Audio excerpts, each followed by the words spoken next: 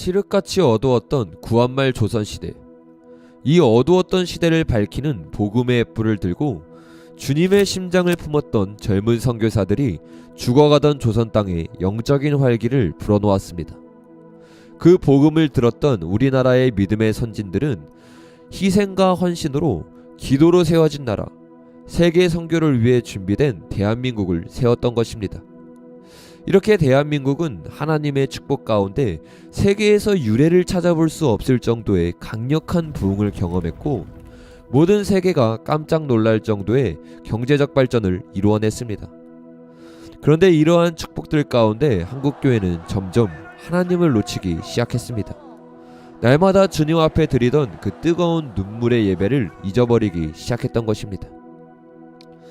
더 이상 오늘날 한국교회 가운데는 교회가 마땅히 가야 할 좁은 문과 좁은 길을 찾아보기 힘듭니다. 그렇다면 여러분, 우리가 어떻게 해야 다시 한번 오늘날 한국교회 가운데 이 뜨거운 눈물의 예배를 회복시킬 수 있을까요? 역사를 살펴보면 14세기의 유럽교회가 오늘날의 한국교회와 매우 비슷하다는 사실을 우리는 알 수 있습니다.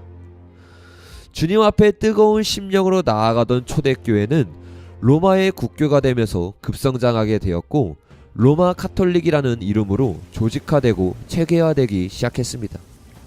그렇게 뜨거운 심령으로 나아가던 초대교회가 점점 어두움 가운데로 들어가게 되었던 것입니다.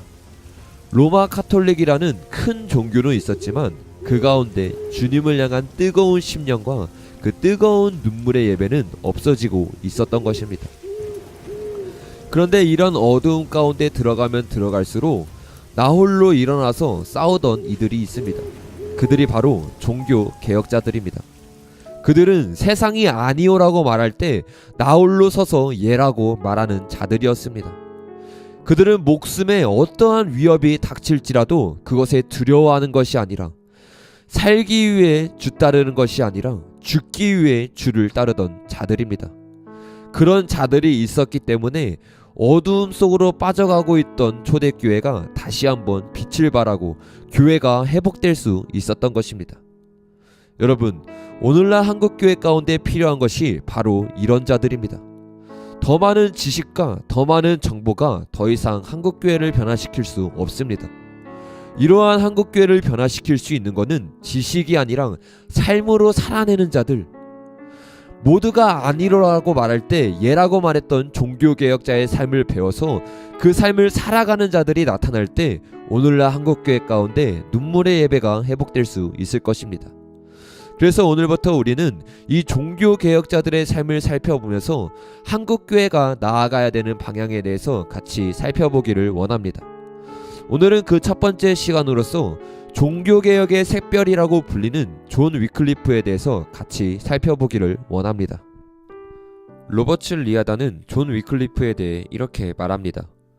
나는 그를 이 땅에 종교개혁의 진리의 씨앗을 풍성히 심은 위대한 하나님의 장군이라고 평가하고 싶다. 진리의 씨앗을 심은 그가 있었기에 그 뒤를 이은 개혁가들이 그 씨앗에 물을 주고 그 열매들을 비로소 수확할 수 있었기 때문이다. 이것이 바로 그가 종교개혁의 샛별이라고 불리는 이유이다. 로버츠 리아단의 말처럼 위클리프는 종교개혁이 일어날 수 있는 발판을 준비한 종교개혁의 세례 요한과 같은 자입니다. 그는 종교개혁의 발판이 될 수 있도록 모든 평민들이 말씀을 읽을 수 있게 라틴어 성경을 영어 성경으로 번역한 최초의 사람입니다. 존 위클리프는 1330년 영국 북동부의 요크셔 지방에서 태어났습니다. 그는 1360년에 옥스퍼드 발리울 대학에서 교수로 몸을 담게 되는데 그 이전 시절에 대해서는 많이 알려진 바가 없습니다. 위클리프가 19살이 되던 해인 1349년 영국의 커다란 재앙이었던 흑사병이 발발했습니다. 4년간의 재앙으로 나라 인구의 절반 이상이 사망했을 정도로 큰 재앙이었습니다. 이러한 상황 가운데 많은 사람들은 인간적인 해결책에 귀를 기울이는 반면 위클리프는 요동할 수 없는 토대인 성경에 마음을 기울이기 시작했습니다. 수많은 성직자들조차도 사람들의 말에 자신의 마음을 내어주었지만 위클리프는 자신이 느끼고 있던 공포와 절망을 극복하기 위해 토대인 진리 위에 자신의 마음을 놓기 시작했던 것입니다. 그리고 그 말씀 가운데 위클리프는 하나님을 깊이 만나게 되었고 진리의 중요성을 깨닫게 되었습니다. 그 당시 성경은 모두 라틴어로 기록되어 있었기 때문에 성경을 읽을 수 있는 평신도는 단 한 명도 없었습니다. 말씀을 통해 하나님을 만나고 진리의 중요성을 깨달은 위클리프는 모든 사람에게 진리의 빛을 전해주고 싶은 주님의 심장이 임하기 시작했습니다. 그래서 위클리프는 라틴어 성경을 평민도 읽을 수 있도록 영어 성경으로 번역하기로 마음먹었습니다. 하지만 이것은 쉬운 일이 아니었습니다. 13세기와 14세기부터 이미 다른 선각자들도 영어 성경의 번역 필요성을 강조하였지만 실천에 옮긴 사람은 아무도 없었습니다. 많은 사람들이 필요를 느꼈지만 로마 카톨릭의 권력 앞에 무릎을 꿇었던 것입니다. 그러나 하나님의 심장이 불타고 있었던 위클리프는 타협하지 않았고 주님이 주신 마음들을 실천으로 옮기기 시작했습니다. 그때부터 위클리프는 우리가 따라야 할 것은 교양이나 사람이 아니라 오직 진리라는 것을 사람들에게 가르치기 시작했습니다. 가톨릭 교회는 성경만이 유일한 교리의 근거가 된다는 위클리프의 가르침에 경노했습니다. 왜냐하면 그들은 교양만이 모든 교리의 창시자며 성경은 그저 선한 삶을 사는 데 필요한 예아들로 가득한 보조교재라고 믿고 있었기 때문입니다. 그들의 커다란 분노는 점점 커져갔지만 그들의 분노도 위클리프를 위축시킬 수는 없었습니다. 위클리프는 성경을 근거로 해서 말씀의 원칙들과 인간들이 만들어낸 교회의 압색들을 구분해내기 시작했습니다. 우리가 한 가지 기억해야 되는 사실은 이러한 양심 선언을 위클리프가 하고 있을 때 그는 가톨릭 교회의 사제로서 일하고 있을 당시였다는 점입니다. 자신이 그 자리에 있었고 양심 선언을 했을 때 손해를 볼 수 있고 자리에서 잘릴 수 있고 심지어 목숨의 위협을 받을 수 있지만 위클리프는 하나님의 말씀을 그 무엇보다 우선 둔 삶을 살았기 때문에 타협하지 않았던 것입니다. 여러분, 그리스도인에게 진리를 따라간다는 것은 어떠한 상황이 되었을 때만 할 수 있는 것이 아닙니다. 그리스도인이 진리를 따라간다는 것은 어떠한 환경이 열렸을 때만 하는 것이 아니라 상황과 환경이 막혔을 때라도 진리를 따라가는 것, 이것이 바로 그리스도인의 삶이라는 것입니다. 그리고 이것이 바로 위클리프의 신앙이었습니다. 위클리프는 성경에서부터 진리를 깨닫고 그 깨달은 진리를 배신할 수 없었습니다. 비록 그것이 자신의 지지 기반 모든 것을 잊는 것을 의미한다 해도 말입니다. 결국 1380년 위클리프가 사랑했던 옥스퍼드 대학에서도 압력이 들어왔습니다. 교황의 압력을 이기지 못하고 대학의 총장이 마침내 위클리프에 대해 실질적인 조치를 취하기 시작했던 것입니다. 12명의 신학 박사들로 구성된 비상대책회의가 위클리프의 하체설 반대 이론을 놓고 토론을 벌였습니다. 이미 답이 정해져 있던 그 토론에서 결국 위클리프의 주장은 이단 사설로 찍히게 됩니다. 협의의 결과와 판결문이 위클리프에게 공개적으로 읽혀짐에 따라 대학 내에서 그는 신학의 정면으로 도전하는 이단으로 낙인 찍히게 되었습니다. 예나 지금이나 진리를 진리로 외치면 이단 시비에 걸렸던 것 같습니다. 진리 자체이신 예수님도 이 땅에서 나사렛 이단 두목으로 살아갔던 것처럼 위클리프도 바른 진리를 타협하지 않으니 이단으로 낙인 찍히기 시작했습니다. 위클리프는 자신의 정당한 노력이 비난을 받게 되자 혼란스러워했습니다. 그러나 그는 이내 다시 마음을 추스리고 하나님 앞에 굳게 맹세합니다. 사람을 따르는 자가 아니라 진리이신 예수 그리스도를 따르는 자가 되겠다고 말입니다. 당시 위클리프는 세상의 모든 것들로부터 따돌림을 받은 느낌이었습니다. 하지만 그 힘든 시기를 통해 위클리프는 하나님의 인도하심을 간절히 구하고 그 시기 가운데 하나님을 깊이 만나게 됩니다. 위클리프는 외로웠던 루터워스에서 오늘날 종교개혁의 샛별로 알려지게 될 위대한 모험을 시작하게 됩니다. 그것은 바로 라틴어 성경을 영어 성경으로 번역하는 일이었습니다. 위클리프는 수년 동안 밤낮으로 성경 번역에 몰두했습니다. 엄청난 핍박 속에서 성경 번역 일은 쉬운 일이 아니었습니다. 그러나 성경을 번역할 때 위클리프는 그때까지 한 번도 경험하지 못한 강력한 성령의 기름 부으심이 자신 위에 임하는 것을 느꼈습니다. 그 기름 부으심은 그에게 날마다 새로운 힘과 열정을 공급해 주었습니다. 그러나 아무리 긍정적으로 생각해 보아도 성경 번역일은 가망성이 없는 일처럼 보였습니다.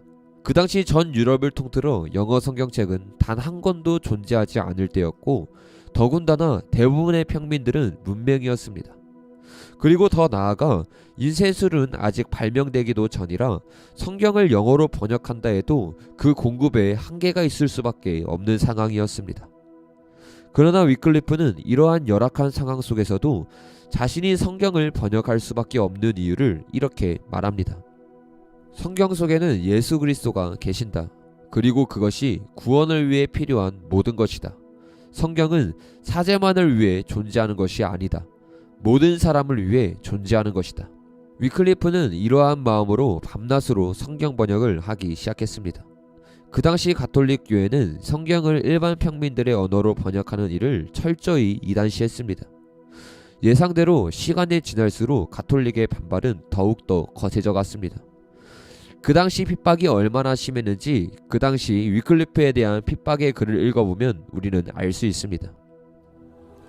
저 연병 같고 가장 혐오스러운 존재인 존 위클리프.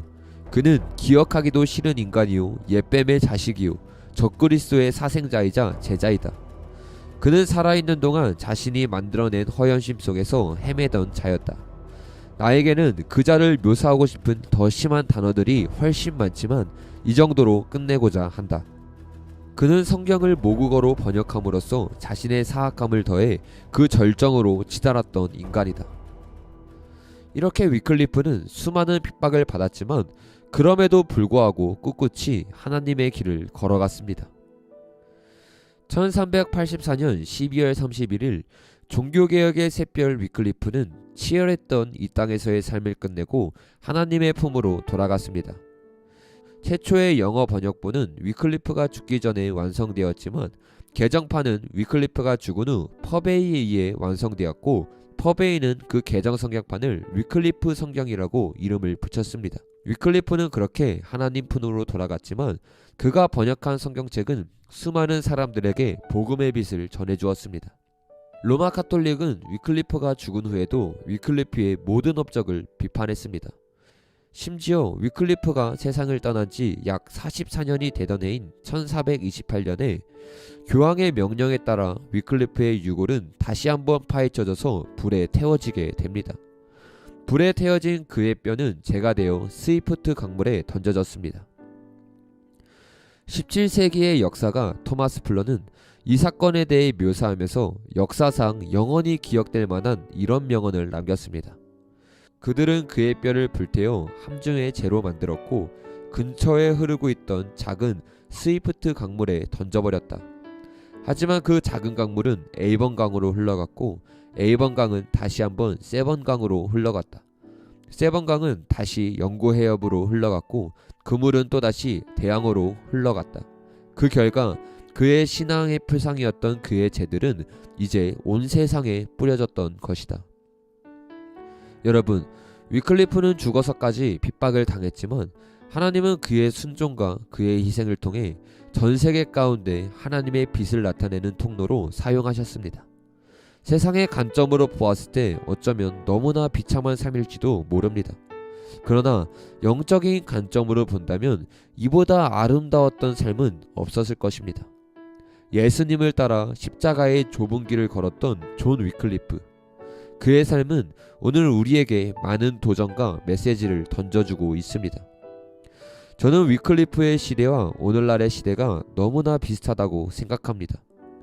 교회가 더 이상 세상의 빛과 소금이 아닌 중세 암흑기와 같은 이 시대에 주님은 다시 한번 위클리프 같은 종교개혁의 샛별을 찾고 있을지 모릅니다. 저와 여러분이 주님의 이 마음에 반응해서 다시 한번 이 땅 가운데 뜨거운 부흥이 일어나도록 그 출발의 신호탄이 되는 저와 여러분이 되기를 예수님의 이름으로 축복합니다.